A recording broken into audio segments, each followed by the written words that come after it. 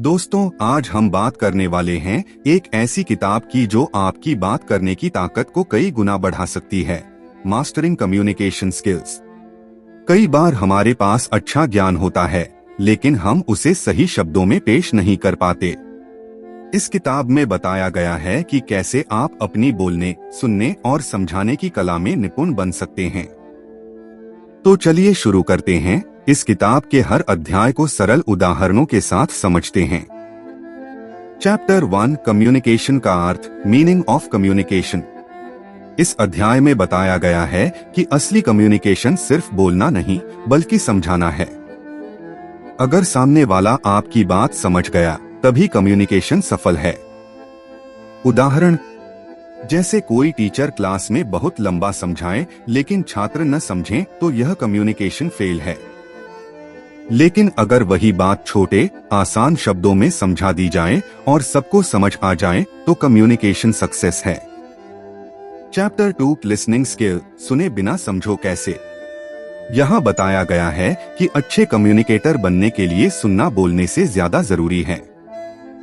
उदाहरण, जब कोई दोस्त अपनी बात बता रहा हो और आप बीच में अपनी राय ठूंस दें, तो आप सुन नहीं रहे, बस जवाब देने की तैयारी कर रहे हैं। सफल व्यक्ति पहले पूरा सुनते हैं, फिर सोचकर बोलते हैं। चैप्टर 3, बॉडी लैंग्वेज और टोन। हमारे शब्दों से ज्यादा हमारी बॉडी और आवाज बोलती है। चेहरे की अभिव्यक्ति, हाथों की हरकत और आवाज का उतार चढ़ाव सब कम्युनिकेशन का हिस्सा हैं। उदाहरण, अगर आप थैंक यू कहते समय चेहरा गुस्से वाला रखें, तो सामने वाला इंसल्ट महसूस करेगा।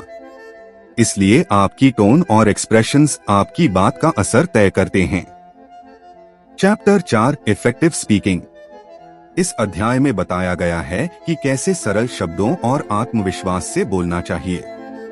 उदाहरण, जैसे कोई व्यक्ति I think, may be, actually जैसे शब्दों में उलझा रहे, तो सामने वाला बोर हो जाता है। जबकि अगर आप सीधा और साफ बोलें, तो लोग ध्यान से सुनते हैं। Chapter 5, emotional intelligence in communication. यह हिस्सा बताता है कि भावनाओं को समझना और संभालना कितना जरूरी है। कम्युनिकेशन सिर्फ दिमाग से नहीं, दिल से भी होता है।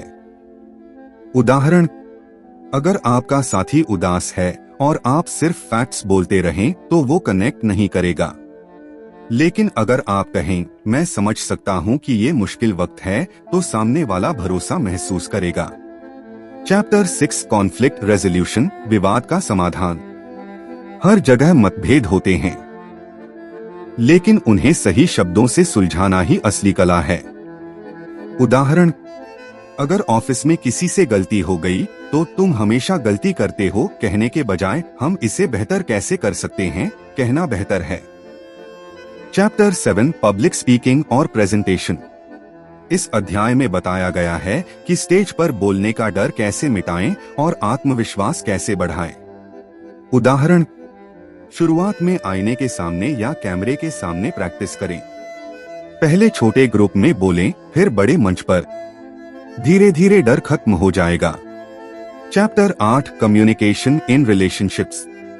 यहाँ बताया गया है कि रिश्ते बोलने और सुनने की बराबर बुनियाद पर टिके होते हैं।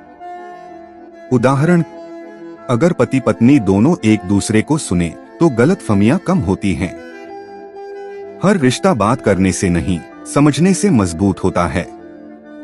Chapter 9, digital communication.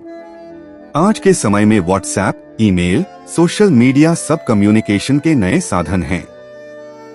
यहाँ बताया गया है कि ऑनलाइन बातचीत में शालीनता और क्लैरिटी जरूरी है। उदाहरण, कैप्स लॉक में लिखना चिल्लाने जैसा होता है। इमोजी और पंक्चुएशन का सही प्रयोग जरूरी है। चैप्टर 10, कंटिन्यूअस इंप्रूवमेंट, बेहतर बने रहना। यह अंतिम अध्याय कहता है कि कम्युनिकेशन एक कला है जो रोज बेहतर की जा सकती है। प्रैक्टिस और फीडबैक ही आपकी असली टीचर हैं। उदाहरण, हर बार बोलने के बाद सोचें, क्या सामने वाला समझा? अगर नहीं, तो अगली बार और सरल बनाएं। तो दोस्तों, मास्टरिंग कम्युनिकेशन स्किल्स हमें सिखाती है कि सही शब्द, सही भाव और सही सुनने की आदत यही सफलता की कुंजी है।